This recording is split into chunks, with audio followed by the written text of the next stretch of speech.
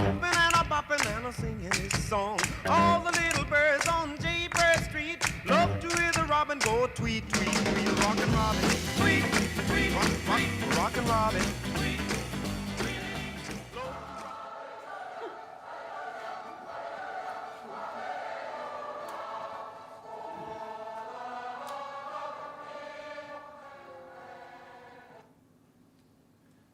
How do you like that? That was great. That's a Handel's Messiah, and like I said on the first show, I forgot to push the button to tape, which was fun anyway. This is Laurie Pomeranz Grimm, a friend to all, a neighbor to each other, and we're going to get a handle on Laurie tonight. We have a studio audience of Margie and Jerry, and I hope they ask questions because Laurie has all the answers. We'll try. Isn't that true? Anyway, Laurie's running for city council, which is something I'd never do, and probably you'd never do. So more power to the people who have the nerve to do that. And we're here to get to know Laurie personally. It's not a really political show. It's to get to know this person as a person. I hope to get all the candidates on to find out, because I'm a nosy woman, and so are you. Nosy woman, nosy man. Right, audience? You got it. Yeah. So, you asked me to ask you questions about your personal life. Well, So, I mean, I know all about your personal life, and you have no shame. I mean, you have no sins. You're just one of those people. I don't know about that. Oh, good. Don't put that You've on got a me. human on here. Don't So- put that on me. Okay, now you come from South Carolina, North Carolina. Yeah. So I've been in Vermont about 33 years, and I moved to Vermont when I was 27. As almost a 28. missionary. As a missionary, I worked for a little Baptist church in Montpelier. Worked with children and youth in the church. And some of them were having a rough time in life. And, yeah. What yeah. were some of the rough times they were having? Well, most of the kids that I worked with actually lived in very low income housing, and that it's not a disrespect of them. It's just happened to be where they were, and I would go on Saturdays. We had two in Montpelier at that time. There were two what we called housing availability for low income.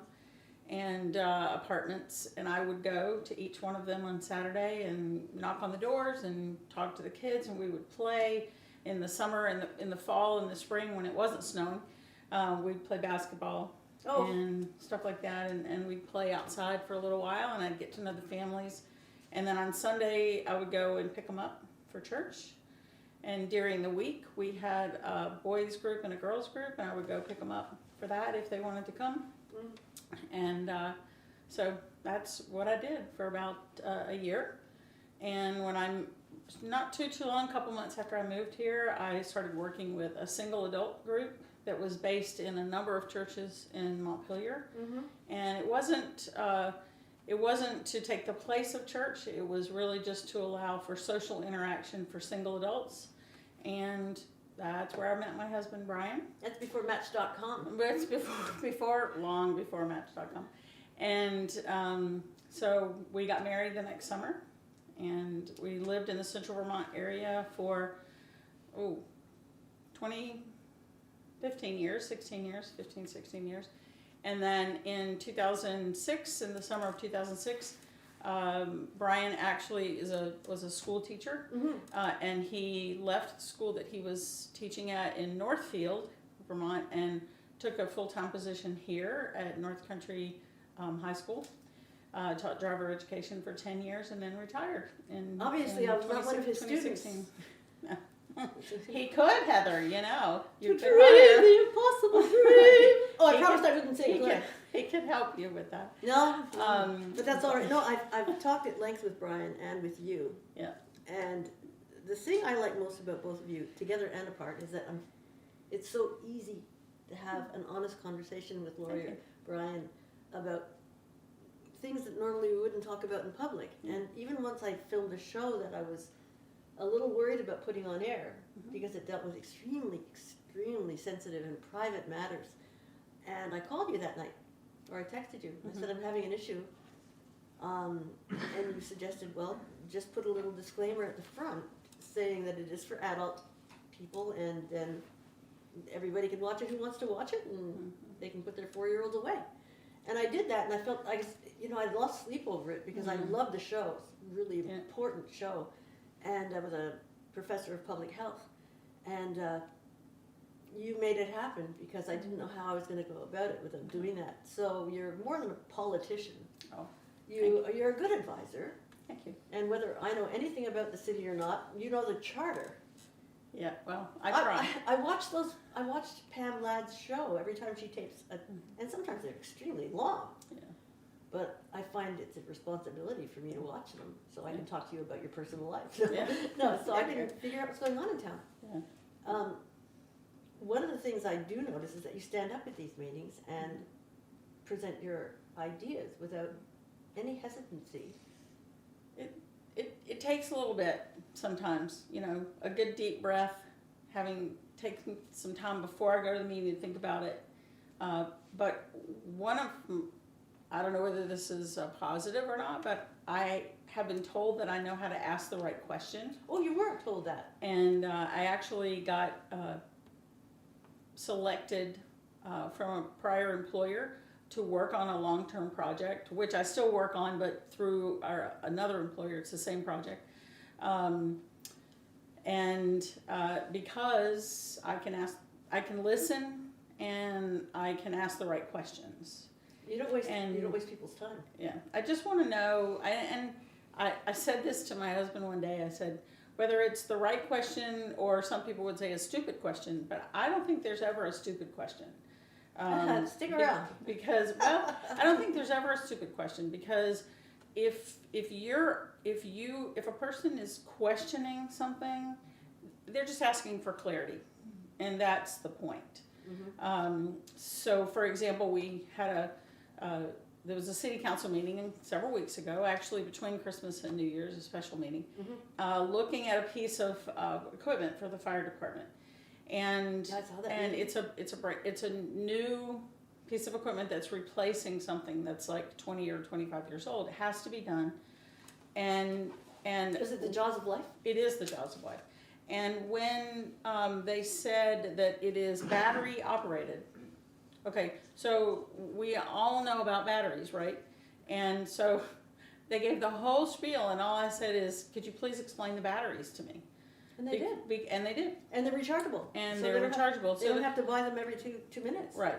And Chuck was very good. They were all very good at just explaining how the batteries work, because, you know, we live in a cold climate. How is it going to work in the cold? This is one of my concerns with electric cars and, you know, battery operated things.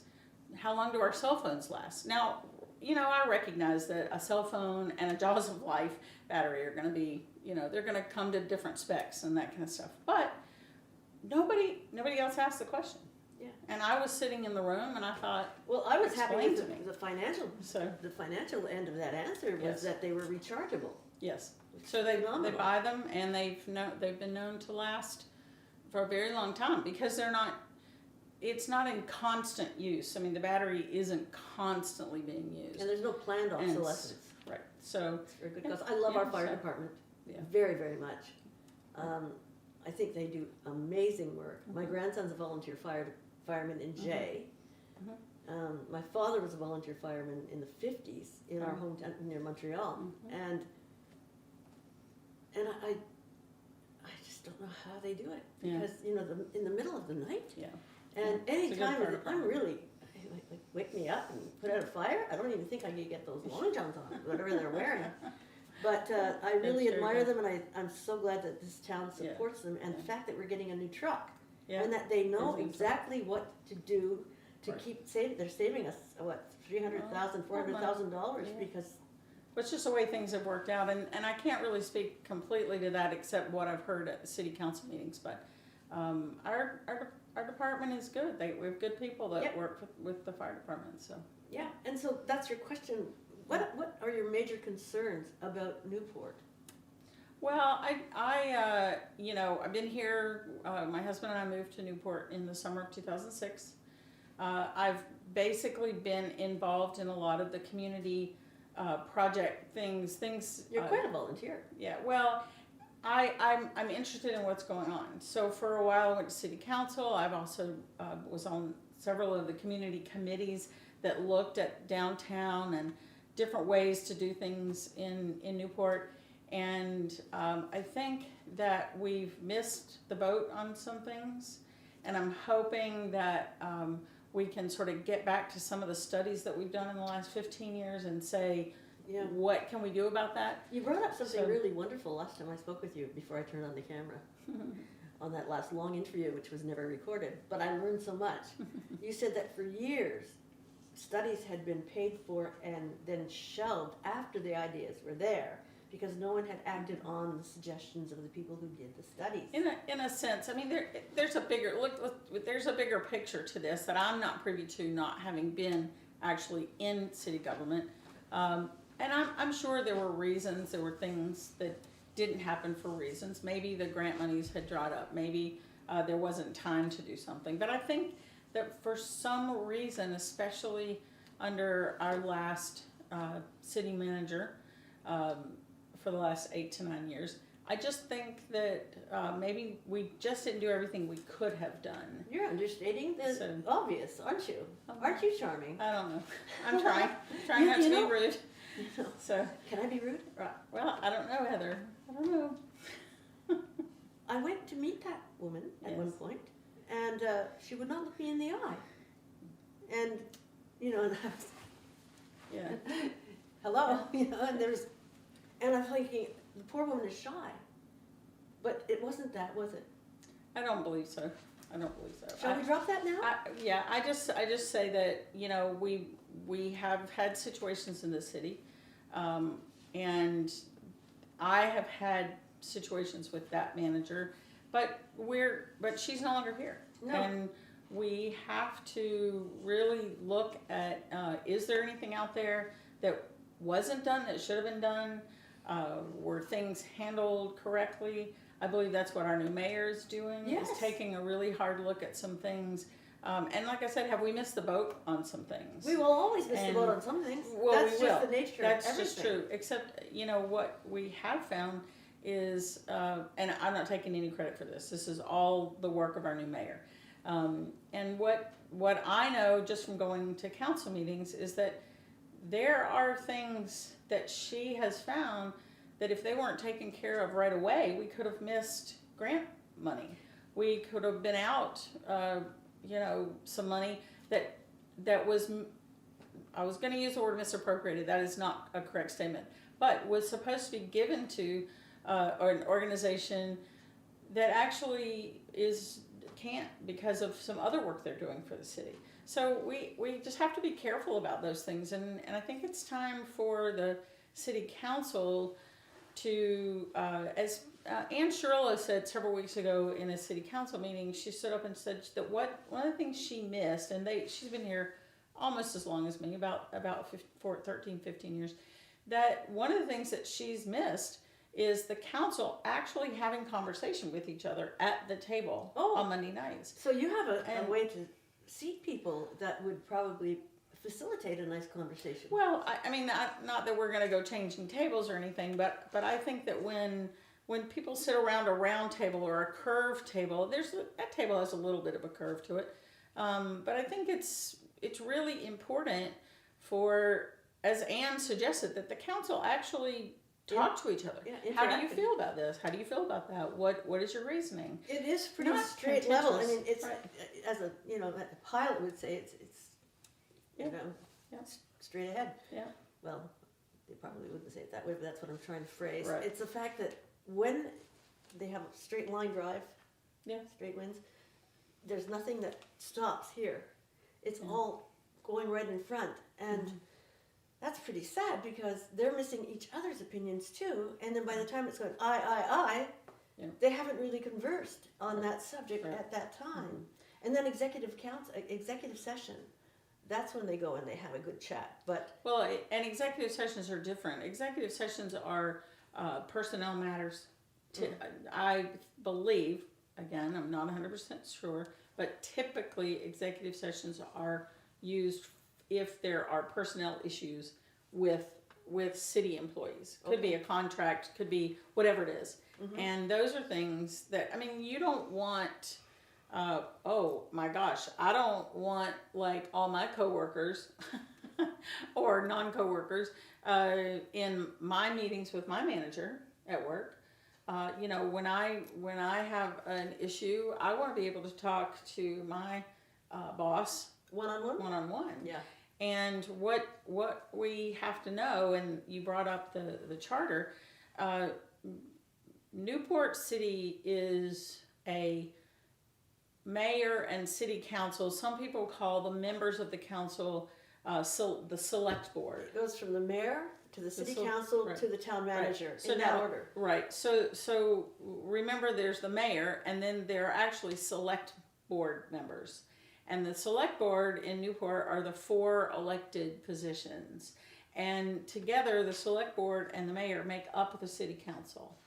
And so then, and according to our charter, the charter actually gives provision for the council to hire a city manager who is the administrative head of the city. Now, some people have misconstrued that word. I look at administrative head as the person who runs the day-to-day business. But it also says in that line in the charter, and serves at the pleasure of the council. So that means that person can be hired or fired at the will of the council. And it's been exemplified in that very situation. We had that happen this fall with our interim. Becky is now doing all of that work, Well, is she she not? is doing a lot. But She's- yeah, let me just sorry. say, I just want to say one thing, because this is really important for me for clarity. There is another section in the charter which it's taken me a long time to go through it, and I'm still reading pieces and parts of the charter. But there's a section that's, I can't even tell you what it's labeled. It's kind of got an obscure label to it. But the very first section, the first couple of sentences, states very clearly in my reading that the mayor is the chief executive officer of the city of Newport. Now, any company I have ever worked for, the chief executive officer is the head. Mm-hmm. So in this case, if the mayor is the chief executive officer, then the city manager reports to the mayor, and also thus the council. And so we have a group of people, we believe this probably started years ago, that there was a thought that Newport City was a city manager run form of government, and it's not. If you look at the charter and you read the charter, you can see that it very clearly is not. That was a self-appointed personality profile of someone who wanted to lead. Well, we believe so. And unfortunately, then what happened was that the city council sort of and the mayor went into a state of yes men or women, and when they weren't, as a very good friend of mine experienced, for the time that she was on the council several years ago, it was very difficult. And she didn't serve but one term, I believe. I'll have to check with her. But and again, there were other things that happened under that city manager that caused people to not become involved unless you did what was recommended from her. You were in the blacklist. You were not on the good list. I know. And Not so, a list, actually. So I really worked very hard to read the charter and understand. And I was a political science major in college. I went to a liberal arts college. So my political science degree is a Bachelor of Arts in political science. And what I learned was to read the law and learn. Mm-hmm. And so, I'm not saying I'm perfect. I'm not saying I understand all of it. I don't by far. But the point is, I read it. Mm-hmm. And so I really was trying to understand this group of people that says we're a city manager run government. And so looking at the charter, I can see very clearly. I can see it very clearly. It's kind of, in pieces and parts in the charter. So maybe it's not as clear. But to change our city charter, how the phrase says takes an act of Congress. Mm-hmm. Well, that's really true. And we don't have a Congress right here, so that's very good. Well, you have to rewrite everything. If people it has to go to the state. There are people at the state. The legislature has to approve it. I mean, it's a big deal. It's funny you should say an act of Congress to change something. If the American population doesn't pay attention, things can change beneath, right in front of us, and And a group of very interested people who can get involved can change the country just as the opposite can, for good or evil. And I believe paying attention now has never been so important to protect our democracy. And I believe democracy starts here. One on one on one. Right. Voting. Lose that, we lose our country. Right.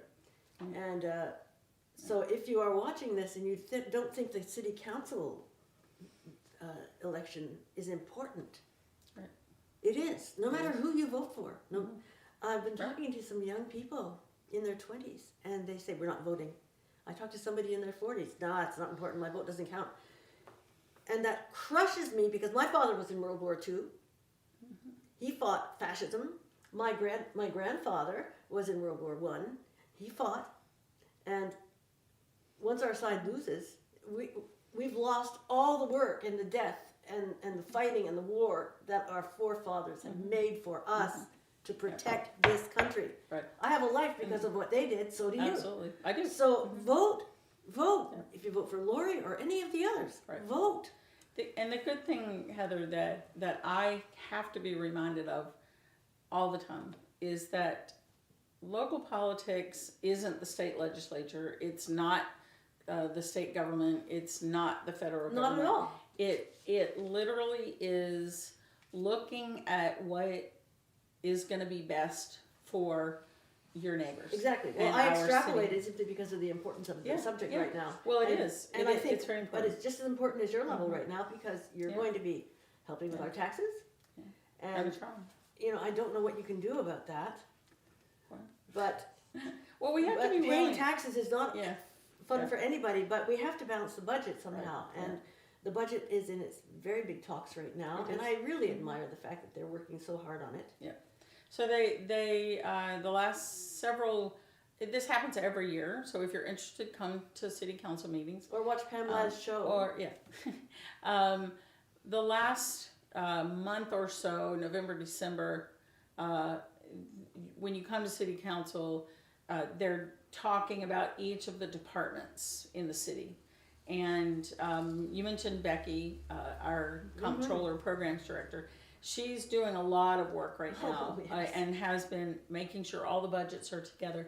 And then she has to put it all together, including, and she has said this in public, so I am not repeating anything that I have not heard publicly, but she has to look at what's coming. And so, for example, health insurance went up January 1st. And apparently there may even be another increase, and I'm not 100% sure, but I believe there may be another increase in July.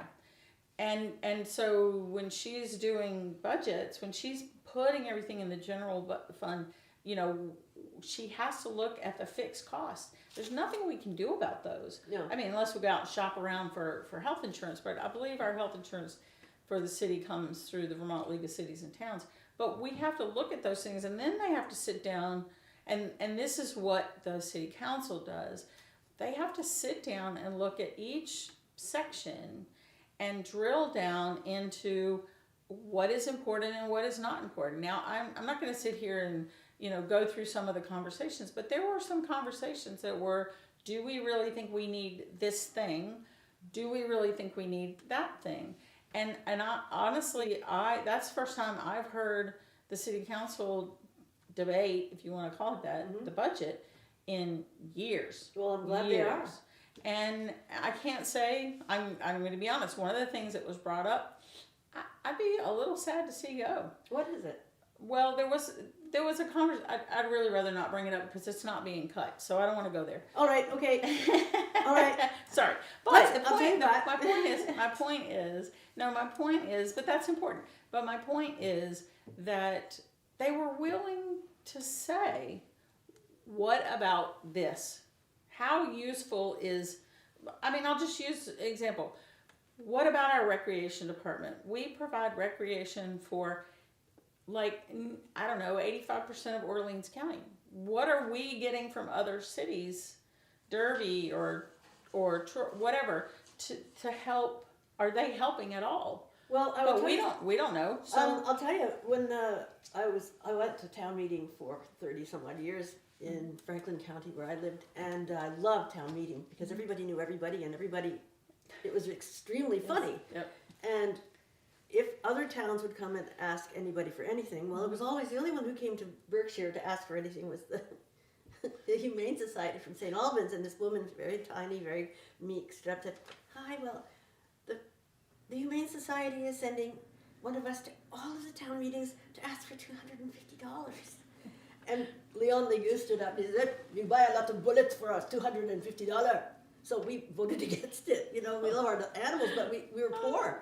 And so we voted it down. But if all the other towns like Derby and Morgan just threw in $250, you know, it's not much. Mm-hmm. You know, we wouldn't go and shoot their dogs if they did it. I mean, but Berkshire was a wonderful place to live. I lived there 30 some odd years, and I just loved it so much. And when I moved here, I was surprised that people weren't having that kind of get along, sock yourself in the arm sort of personality when they were fighting because they were arguing. And another story I'll tell you that was wonderful. Somebody stood up and said to Bob Archambault, who was the head selectman, "You know, it's funny, but you know, all the potholes in front of your house are always fixed, and you're always getting shoveled up first." And he said, "Well, I'm the selectman." And we laughed. We agreed. A little extra for you, Bob. But when I came here, it was arguing, and I think we need a peacemaker. Yeah.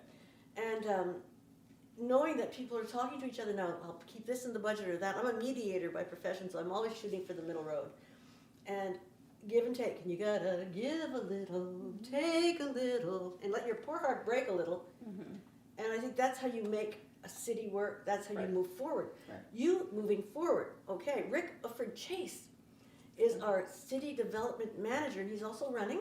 Yes. And an incredibly forward-thinking man who, when he stands up at a meeting, he talks about the positive things that are already accomplished. We got this grant. We're going to get $400,000 for this. We're getting 11 businesses together to call this what are they going to call it? The four-season. Don't just drive through it.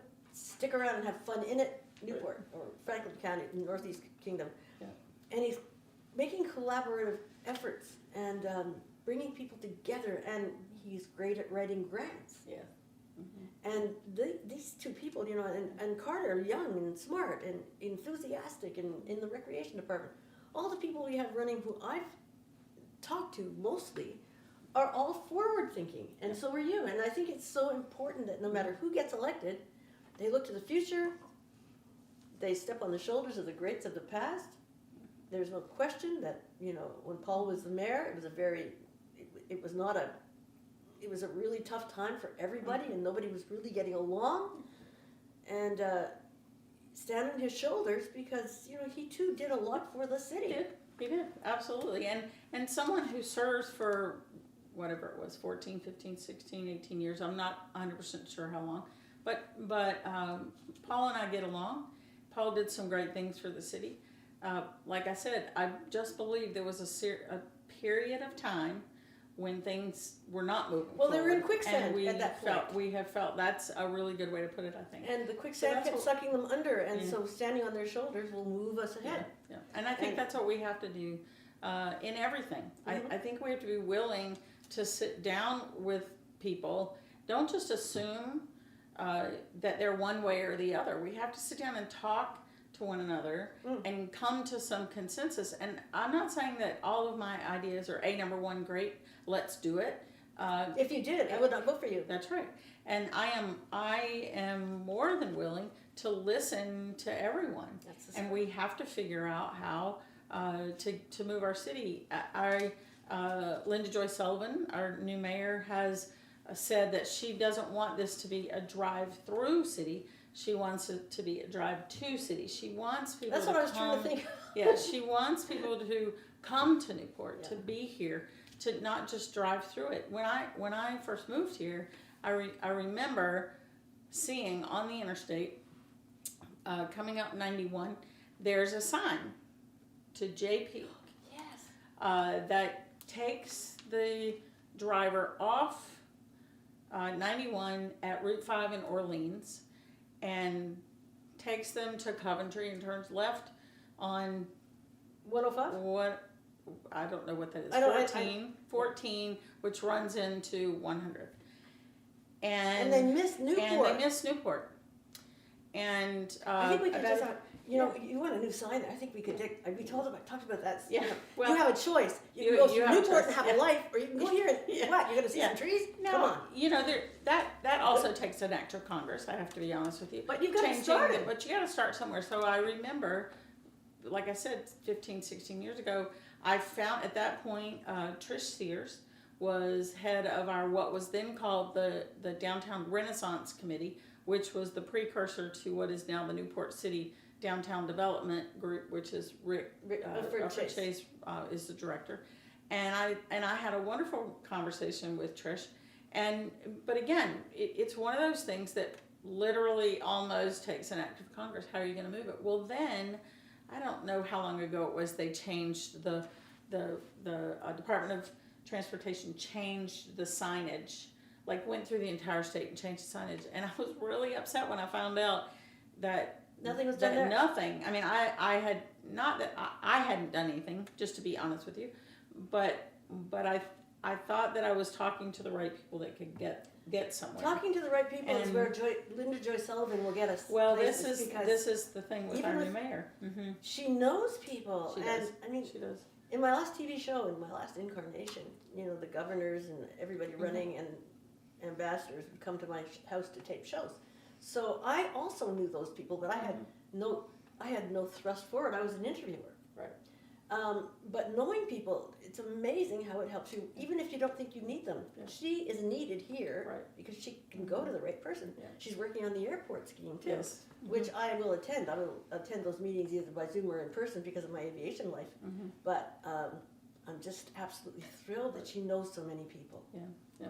It's important. I mean, it as the saying goes, sometimes it's not what you know, it's who you know. And you can use that for your advantage. And in this day and age, we kind of have to. Yep. We have to be able to talk, we have to use the people that are out there. And that's what, and I believe that's what Linda Joy is doing. She is. She's And a it's networker. important. It's important. And that'll save a lot of steps. Yeah. Because I've always been, I'm still self-employed, but when I had the newspaper and everything like that, when you have a newspaper, you don't know anybody when you're starting it. Mhm. But if you know who to go to, they give you a world of information. Mhm. So by the time my first year was over, and I did it for 30 years, everybody in Vermont who knew anything about helping me Right. was at my fingertips. Yeah. Because number one, Vermont's a very big helping state. Yeah. You don't get anywhere here if you don't have community. Right. And Well, I'll tell you a funny story. okay. Talking about connection, two stories actually. So when I met my husband, he lived in Cabot. When we got married, we lived in Cabot for 5 years, and then we moved to Barrie, and we lived in Barrie for 10 years. And during that time, I actually went to work for the state of Vermont, and I worked at the Department of Education, and then I went to work for the Department of Human Resources. And so the funny thing is that about that is that I got to know a lot of people just from that human resources job. Well, the Department of Ed too, because I also did a lot of stuff with the legislature. Just being in the building across the street, you can't help it. You just show up at the legislature and watch things and that kind of stuff. And being politically inclined, that's what I would do. And so one day, the state employees had just started this walking program. The governor had really wanted the employees to get out and walk. So one of my coworkers and I went out for a walk one day at lunch, and we're down River Street in Montpelier, and it sounded like, even with all the cars, it sounded like what we thought was a herd of elephants coming up behind us. The next thing we knew, we were overtaken by the governor and 3 security guards Yeah. walking. Which And governor was that? Douglas. Oh. And he turned around and said, "Hello, ladies. How are you doing? I hope it's so great you're out walking. Hope you have a nice day." So it was just funny because it's a small state. So fast forward, we moved to Newport. 2000, I want to say 7 or 8. I can't remember exactly. but it was the I believe the 200, I don't think, maybe 100th anniversary of Runaway Pond in the Greensboro area. They were having must be 100. They were having a commemoration there. Rainy day. Oh, my husband and I went because I like history. So my husband and I went, and guess who was there? Governor Douglas and his wife Dorothy. So it starts, and they're having all this stuff, and it starts to rain. And who should Brian and I find that we are standing under an awning with? Governor Douglas and his wife Dorothy.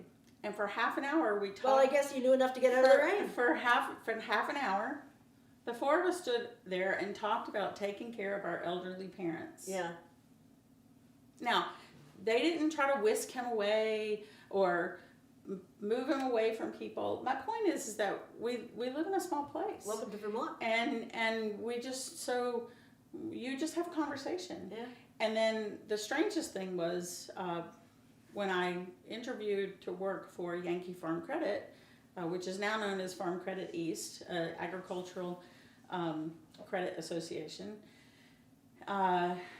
I went to the interview. Well, I knew the gentleman that was going to be my boss because our kids sort of grew up together playing basketball together in elementary school, and then my daughter and his son were friends in junior high and high school. Anyway, but there was another gentleman there. Through the course of the conversation, it turned out that both of us had worked for the state of Vermont at the exact same time in Montpelier, and we had met each other like 8 years prior to that. People out of state would find that surprising. Yeah. But not here. But not here. It's That's just why like, okay. I don't imagine I could live anywhere else. I just can't imagine living anywhere else. Yeah. When I go to the post office, these people I know. When I first moved to Newport, I grew up 6 miles from here. Mm-hmm. Well, Montreal for school, but 6 miles across the lake. On the Canadian side was our cottage.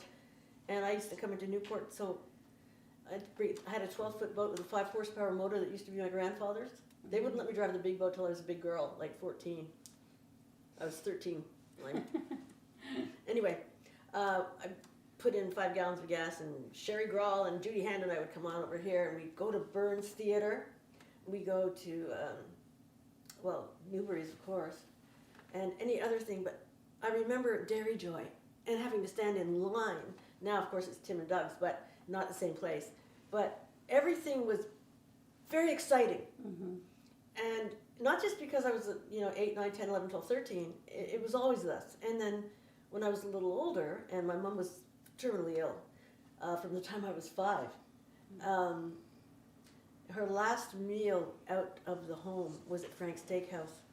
So living here now, I look out at the lake, and I say hello to my dad, my brother, and my mom. And my brother died when he was 33. And that was the last place I had family, and this was the last place I had a fancy, a dress-up meal with my mom. Mm-hmm. She was gone a month later, but I've got to say, Newport to me, it was like coming home from home, because living in Franklin County, I felt like I was at home too. Mm-hmm. But I feel that all over Vermont, and when I was working in New York, for the airlines, I would be 2 weeks there and 2 weeks here. I'd be homesick the minute I drove out of my driveway. Mm-hmm. And when I left New York, I never thought of it. I loved the job, I loved my friends there, but I never thought of it again once I landed here. And holy cow, we're lucky to live here. Mm-hmm. Yep. So blinking lucky. I think we are. And that's why, having this little show, talking to you, it's like we've known each other for about 2 years now. About, yeah. Mm-hmm. But even the first time we talked on the phone, it was straight shooter. Yeah. You're saying, do you do any of that wacky stuff like that? Do you do that stuff where you put your hands over people 1.5 feet high and pretend you're healing them? No. Well, okay, what do you do? I said, mechanical stuff. I'm a therapist. Okay. I'm a muscular therapist. I just need somebody to give me a good massage. She says, you don't do any of those weird things with smells? No. I believe that they do those. I've never trained in that aromatherapy. But you weren't afraid to ask me. And it was a freezing cold night like it is tonight, and I was up for a walk, and I took my hand out of my mitt, and by the time I finished talking to you, I was like, I can't work on anyone for a month and a half now because I was talking to Laurie. But we hit it off on the phone. That's funny. Yeah, but, I would never run for politics like you do. Let's talk about your personal life now. Okay. The heck with the city. Margie, you have questions?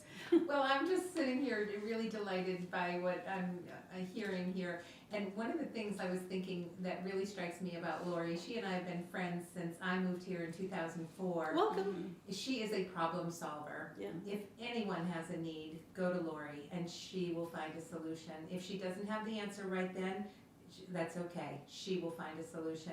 So I think Laurie is such a dependable person, and I'm delighted that she's running for city council. So she definitely has my vote. My friend Thank you, Laurie. Margie. Yeah. So where And are you that's from? genuine. Where are you from, Margie? I grew up in Massachusetts. What part? Springfield in Western Mass. Yeah. Was born there and graduated from Long Meadow High School. Aw. And then moved here in 2004, met my husband Jerry shortly thereafter. You're a newlywed. We married, well, we've been married now for 19 years, just over 19 years. Oh, I think it's going to work out. How about you, Jerry? Do you have any questions for our host here? No, I don't. You don't? I just- Oh, come Just on, like make up a her. lie. We're talking politics, just throw something out there. Put your voice on I'm the not air. much for politics. There you go. You probably Obviously, wouldn't I'm wanna not hear either. what He's I only had here to for say my sometimes. support. Yeah, you're the chauffeur, so you're 19 years married. Yeah. Fantastic. That is good. You've been married 140? Well, a long time, 32.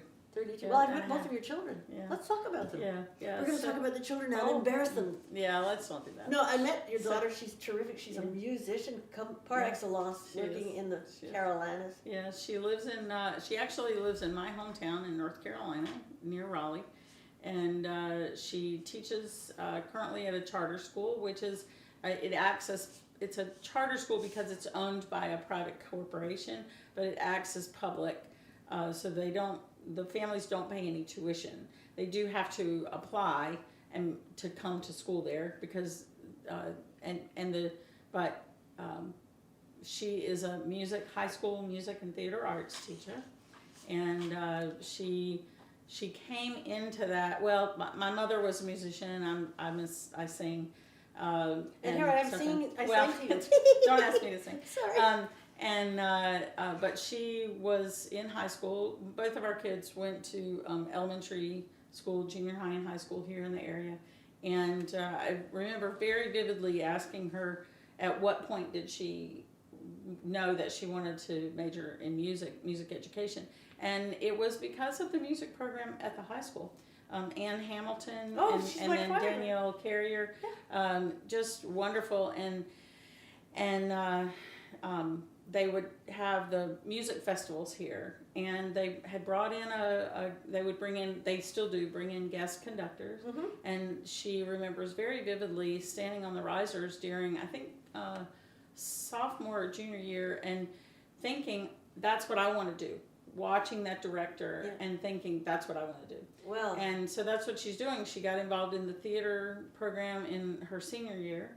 And then, like I said, now she actually teaches theater. She doesn't have, her degree is not in that, but she has a lot of experience. And she was in a couple of plays with NEK here, and when they were still going. And our son Nathan, that's Brianna. And our son Nathan, he is a chef and a teacher. He got involved with culinary in the junior high. mhm. I always told him that this is the story. When he becomes famous, this is the story that he has to He tell. has to tell. How did he get involved in culinary and cooking? And I say, you've got all these famous chefs that talk about how they cooked at their grandmother's knee in their kitchen, and their mom taught them how to crack eggs and those kind of things. And I say to him, now don't forget, Nathan, that when someone asks you, you have to tell them the truth. And the truth is that when he was in 7th grade, Mom was working then, and he had to take the after school bus, the late bus, home in the 7th grade. And I said, so you need to pick an after school activity. So he picked the one that had food, Of course. because he's a boy.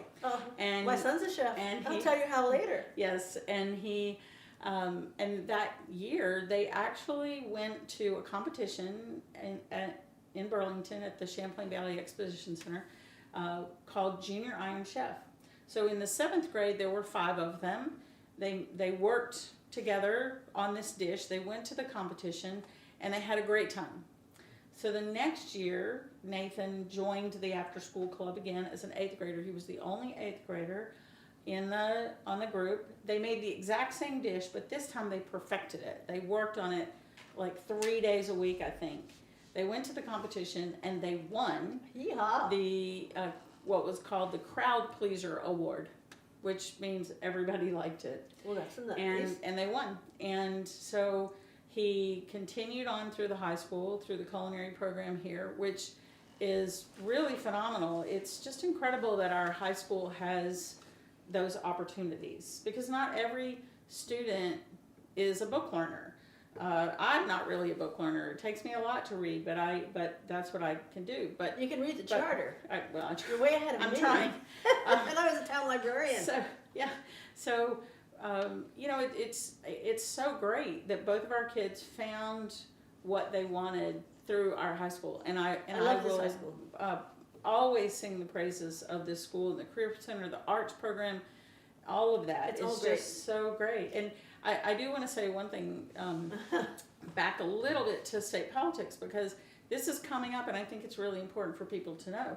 I just found out a few weeks ago that the legislature, which is back in session, is now considering changing our dispatch, our statewide Vermont State Police dispatch. So They used to be here. well, so for people who don't know, years ago, it was spread throughout the state in different places. And we had a wonderful Vermont State Police dispatch up in Derby at the Vermont State Police Barracks in Derby.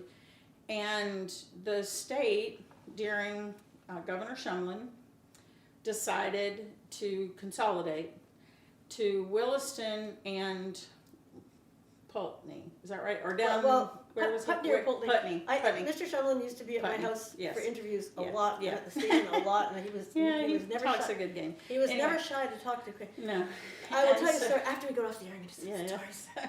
So the problem was we lost the dispatch Yep. at the Derby Barracks, and I knew people that worked there. And they were knew learning it people- at the school. Well, here's what happened that some people don't know is that because the Derby Barracks was doing so well, the Career Center got a grant and purchased like $80,000 worth of dispatch equipment. Might have even been more, I'm not sure.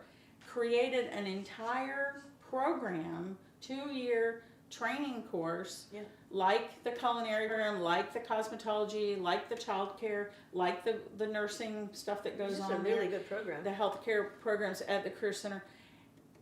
And when the barracks left, and it wasn't a year and a half or something, They took the equipment. they disbanded the whole class. Mhm. And We've lost which some is difficult, opportunities, but you which know, is very difficult. I'd like to know, and making, as our mayor said, this is a destination point, not something you pass through. We really have to do something to stimulate the economy here, Right. and bring in a workforce that will enjoy living here because of skiing and snowshoeing, and in the Right. summer sailing and boating if they have money for gas, and Mhm. just generally live here for the reasons I live here. Right. Because no matter how hard you work in Vermont, Mhm. you save time to have a blast outside. And today my blast was bringing in all the wood, which I love doing that, but I give myself time to enjoy these things because I can, because I'm not living in an apartment in the city somewhere. Right. So the quality of life here is what should draw people, but we have to bring something that will give them the incentive. Right. Well, I think that what a lot of people don't recognize is that the actual amount of things that are available to do. Now, I'm actively involved in the church here, and I'm talking there- economy. Well, no, I understand that, but I'm using this as an example. There were two or three faith-based events that happened this weekend in the general area. Now, that's just for people who attend. I mean, anybody could have gone, but we're talking about that part of the economy. Now, there were also the thing at the Gateway Saturday night. Yeah. If you look there, the plays that happened. NEK was here for 25 years. now, The Haskell? now that, and I'm going to apologize because I don't remember their name. There's a theater group, Mary Hoadley, and that group does a phenomenal job with plays. Players. And they borderline players. Yeah. That's what they are, borderline players. Thank you very much. And kudos to them because they do this at the Haskell from April, May till the fall. And what people don't recognize is that there is so much to do here. Well, we know what we're going to do. So Bring much to people do. here. Yeah. Bring people Yeah. here. And we need Those of the us who live businesses. here already know that. Yeah. But we need That's the businesses point. to bring them here so they know and appreciate that. Right, that's right. That will bring them here, but not unless they get, I have an Airbnb in my home. People come from everywhere. They all want to live here. They all want to live here. Mm-hmm. But unless they're working remotely, Yeah. they can't very live difficult. here. Mm-hmm. And so We do need to build up our economy. We need to yeah, look and at you know, businesses for tax purposes. breaks for businesses to bring in. I mean, I don't know whether the Northeast Kingdom can do that separately from the state. I don't know. But to have incentives for people who are coming here, Mhm. startup bonuses, you know, whatever, get the jobs here, get the people here for a company, bring in the companies, bring in the companies. Yeah. And that doesn't mean we're going to have our Act 250, you know, polluting everything. Mhm. It's not like we're going to bring in another Casella. Yeah. Pardon Well- me, bite my tongue, but I'm Well, sorry if you- that I think Coventry sold their souls to the devil on that one. I'm sorry, Coventry. I would have done probably the same thing to save taxes when I was raising my kids on $23,000 a year. But you know, we can't bring in companies that hurt us now. So a few years ago, just before COVID hit, the city had another study group that came with a group, and I apologize, I do not remember the name, but it was a state agency that brought in, or a pseudo state agency maybe, that came in and did a study. Mhm. We had a large, I actually believe it was probably December of 2017 when it starts, now that I'm kind of connecting the dots in my head. And it started out as several days and evenings of community meetings. And they went around the hall and put things on posters. We do this at every meeting, same thing. What are the concerns? And they drill everything down. And it ended up in three or four committees.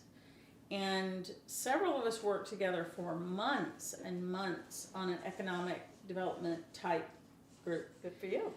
And what companies don't know, or if they do know, they don't pay attention, is the sheer number of people that live above the line. And when I'm talking about the line, I'm talking about the Canadian border. And so the reason that Target won't come here is because they say we don't have enough people here. I mean, But they say Target, the store? Target, the store, will not come Target. here. Target will not come here because they only see the U.S. numbers, population numbers from the border south.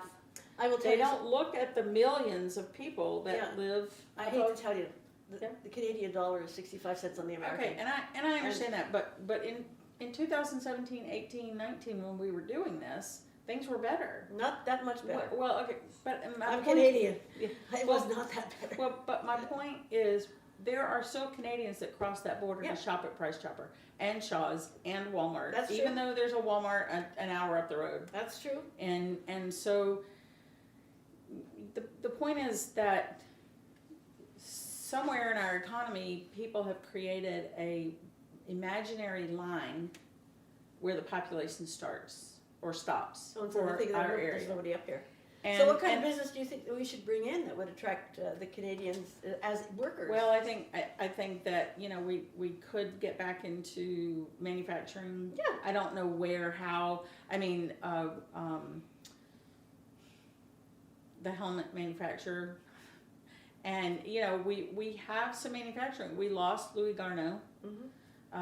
And several years ago. They did have shipping here until recently, Mhm. and order fulfillment, I think, but I don't even, that's not even going anymore. I believe they've opened a retail shop somewhere else besides, but they've got a beautiful building And in Pool- Derby, Pool and Grain.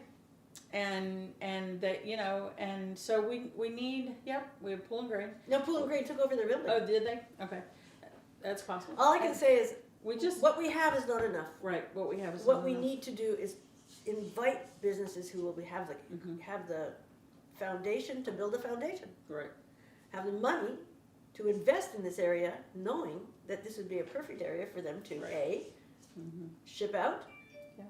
and bring people into work. Yeah. Because people want to live here. Right.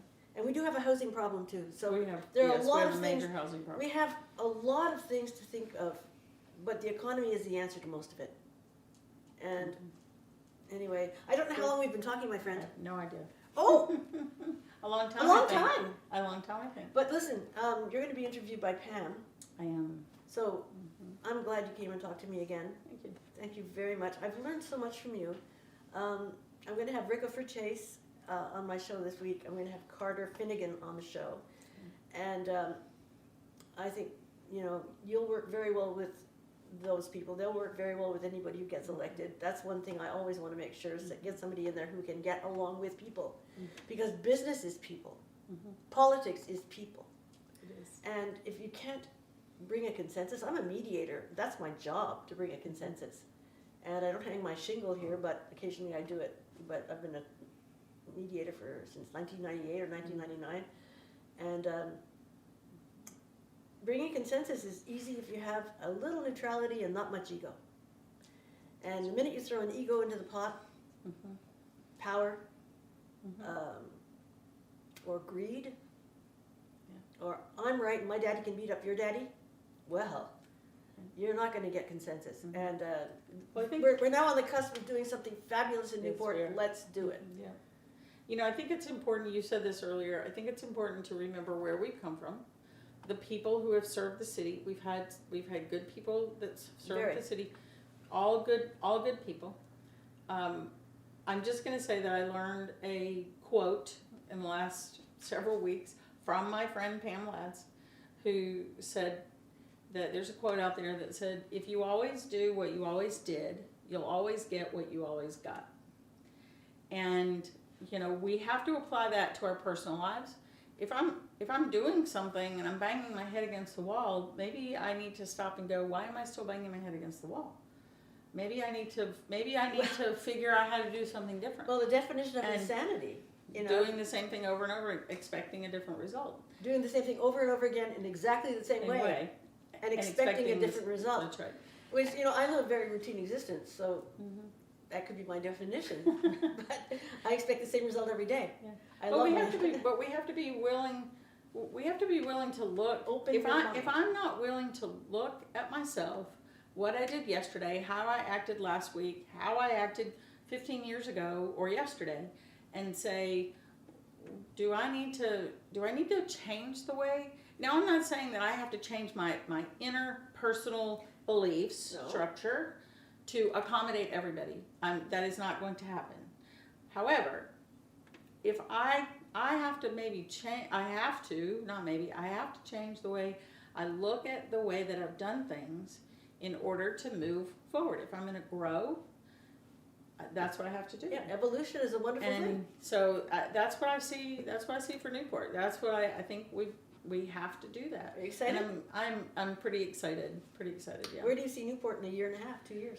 Ooh, my hope and prayer is that we've looked at our budget strongly, made some maybe what could be some hard decisions that are going to put us back on a better course. Right? I don't want to say right our ship. I think our ship is okay, but we gotta change course.